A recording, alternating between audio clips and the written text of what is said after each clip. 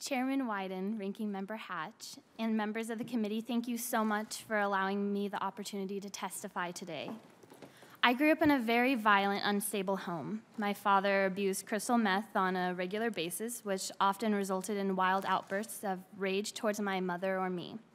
During a crucial time of life when children should be learning and developing, I was fending for the well-being of my mother and myself. In my first 9 years of life, my family and I were evicted from 12 different homes due to my father's drug addiction as well as his love for gambling.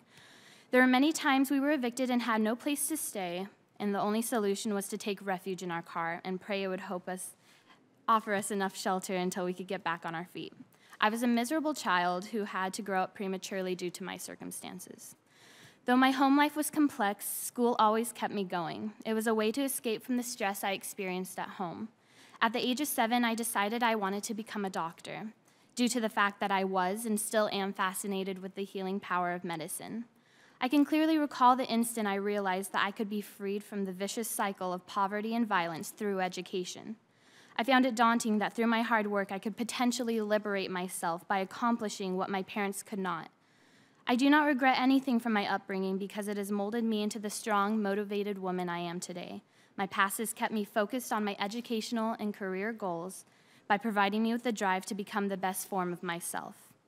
As I got older and advanced to middle school and high school, I was extremely diligent with my schoolwork and extracurricular activities, for I knew that consistent academic success was the key to future opportunities. During my junior and senior years at Willamette High School, I carefully considered various universities to attend in the fall of 2014, including Oregon State University, Portland State University, the University of Oregon, and Oregon Institute of Technology. Originating from a low-income household of a single mother, I knew that paying for college on my own would be nearly impossible. However, I was extremely optimistic of the opportunities available through grants and scholarships that could potentially aid me in pursuing a higher education. Due to the overwhelming cost of tuition, books, fees, and room and board associated with four-year universities, I considered attending community college in order to complete my prerequisites before transferring to a university. After some career counseling, research, and serious thought, I was discouraged to attend community college mostly because of the negative stigma it has with medical school admission committees. The prerequisite courses students must complete act as a critical foundation that students must build upon during their preclinical years of medical school, and I was afraid that the decisions I made could potentially delay or negatively impact my future goals. I also strongly considered attending the University of Oregon because it would give me the choice to reside at my mother's house, saving me the cost of room and board. However, the University of Oregon is considered a strong liberal arts college, and I found it important to attend a university with a strong math and science program in order to prepare me for the challenges of medical school. After many months of consideration, I decided to attend Portland State University, and I was extremely attracted to the job as well as the internship opportunities available through the institution. I was also pleased to learn that Portland State has the lowest public college estimated cost of attendance in the state of Oregon. I've always considered myself familiar with the overwhelming cost of college, but unfortunately, it wasn't until I received my financial aid offering in March of 2014 that I realized exactly how hard it would be to afford a higher education.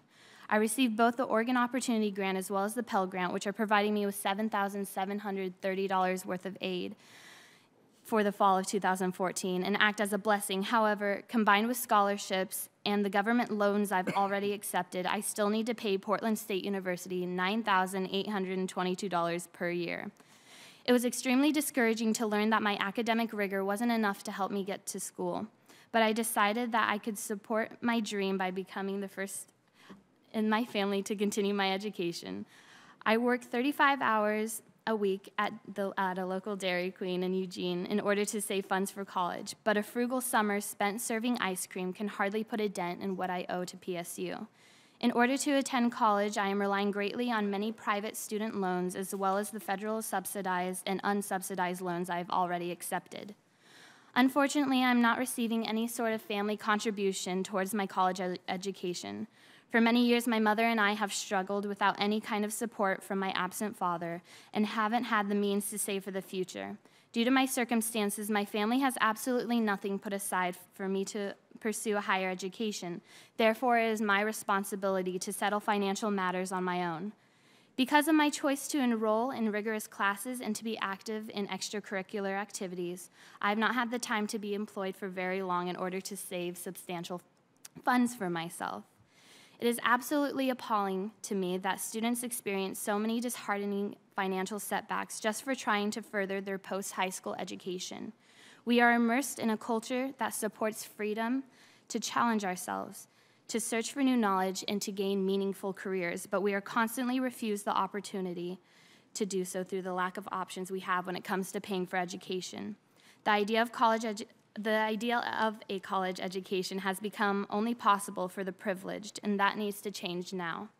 Senators, I humbly ask that you consider the power you hold over decisions that could potentially aid aspiring students in pursuing their dreams and life opportunities.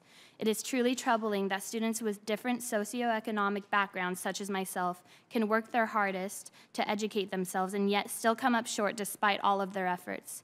With the amount of total student debt in the United States reaching around $1.2 trillion, it is more than apparent that students need more outlets for assistance regarding college funding, including extension and loan forgiveness programs, affordable interest rates, expanded federal student aid, plus knowledge of tax benefits available for attending college.